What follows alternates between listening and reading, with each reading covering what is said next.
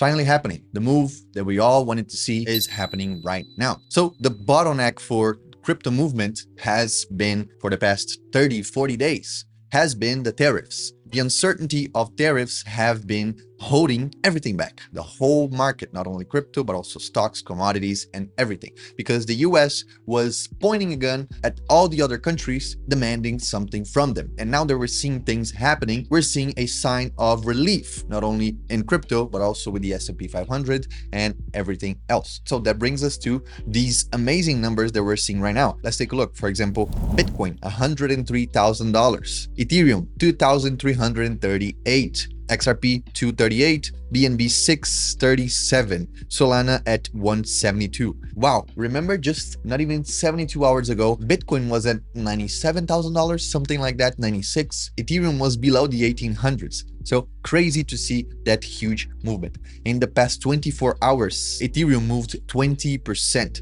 So a lot of people are gonna make fun of me because I sold my Ethereum bags, and had I held it, I would have at least made maybe 20% more than what I sold them for, but doesn't matter because Solana and BNB are also performing very, very well. I sold my Ethereum for Solana and for BNB, a little bit of Ripple and Stellar, but I don't have any Ethereum any longer. A lot of my personal friends are making fun of me because I sold right before the rally, but again, Ethereum has pissed me off so much that I don't even want to hold it anymore. So let's jump right into the video because we have more news to talk about.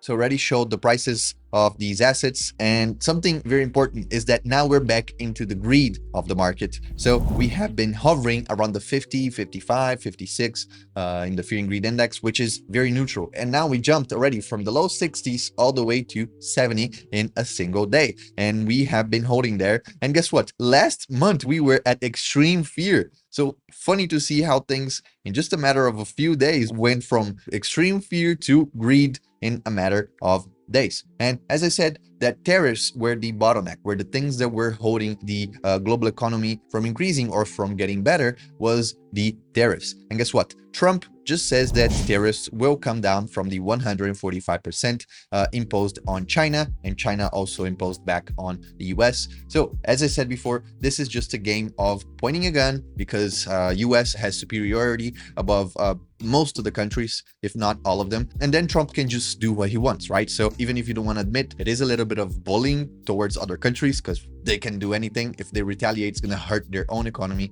So at the end of the day, most of the countries are trying to get into a compromise with the US, and China is also doing the same. Trump suggested that he will lower by 50% more or less. So we'll have to see how this goes. And China is most likely going to cut as well the retaliated tariffs towards the US as well. And in the meantime, Xi Jinping is also injecting money in China. We can see here from this article that you can go ahead and read by yourself later on, but this article explains that China is injecting 138 billion dollars into their own economy. So 1 trillion yen, if I'm not mistaken.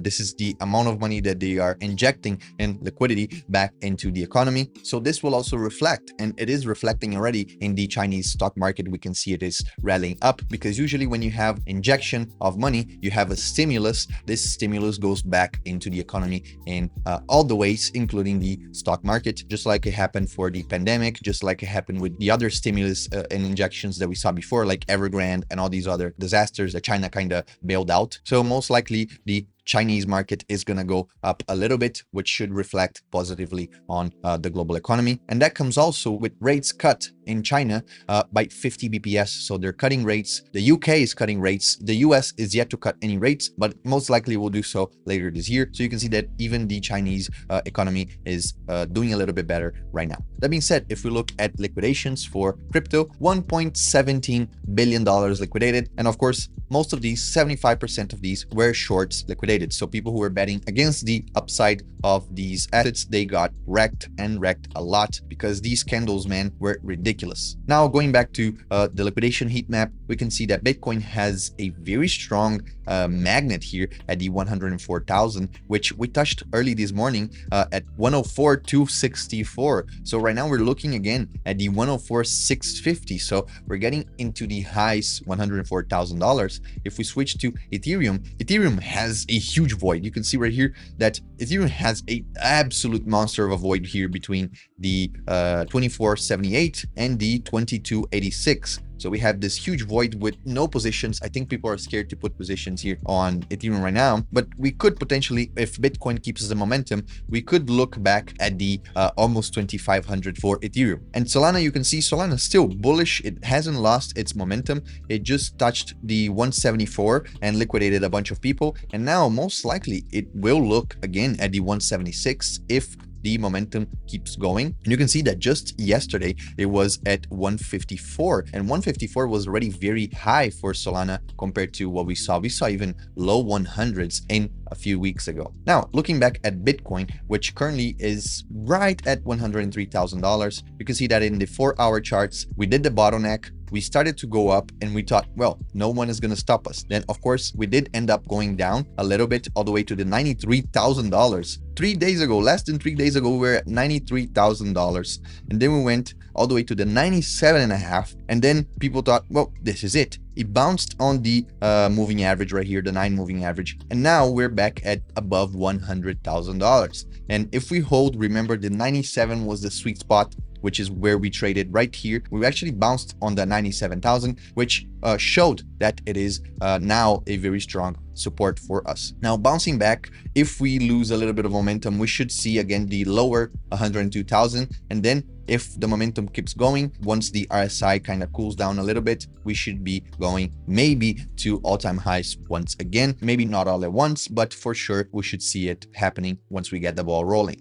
For Ethereum, you can see how steep this climb was. Very, very sideways market since late April. So we spent a week or two just sideways, just hovering right here. And then all of a sudden, boom, we bounced on the 100 and 200 moving average. And then we went to the 2,330. We even touched, like we sniffed the 2,500 right here for Ethereum. Most likely Ethereum will have to correct because we are at 85 in the RSI on the 4-hour charts. If we go to the daily is at 81. So yeah, most likely we will have to slow down right now, let the RSI cool down, and then we should see another leg up. Just like we saw on November for Bitcoin, that during November, Bitcoin had a huge spike all at once. See right here, it started going up, and then it kind of slowed down to give the RSI a little bit of a breather, and then back again all the way to the 107, 108. And even though it was going up, the RSI was going down. So most likely we should be seeing something like this right now. The price hovering around the 103, the RSI going back down below the 70, and then another rally up.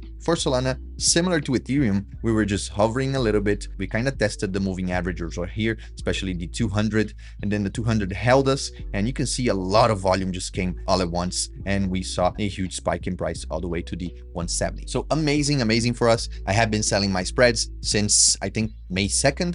And we've been going very, very well with that. So much so that now we have $20,000 to trade. I'm going to be using $10,000 in margin each time. So at least if we end up having a huge loss, which most likely is not going to happen because I'm lowering the risk very, very much, we still have capital to keep trading. So on the 0DT, just to close the video, the 0DT is performing very, very well. We are at 1% right now in May. We had some losses last week, but now we are going back towards the 1%. Hopefully we can catch up to April and have an amazing month, especially because now IV is super high. So with more volatility, with more IV, you have juicier premiums. Of course, as always, we're still working on the course. The course should be ready this month. So stay tuned for that. We teach you how to open, close positions on the topics, how to put money into the copy trading, how options work so you can choose your own options, how to make spreads like us, and how to be profitable overall in any market situation. So stay tuned for that. And as always, don't forget to like, subscribe, turn on notifications for the videos. So whenever we post, you can get a notification on your phone that we just posted a video. So thank you very much. I hope you guys have an amazing end of the week, and I'll see you guys on Monday for another video. Take care. Peace.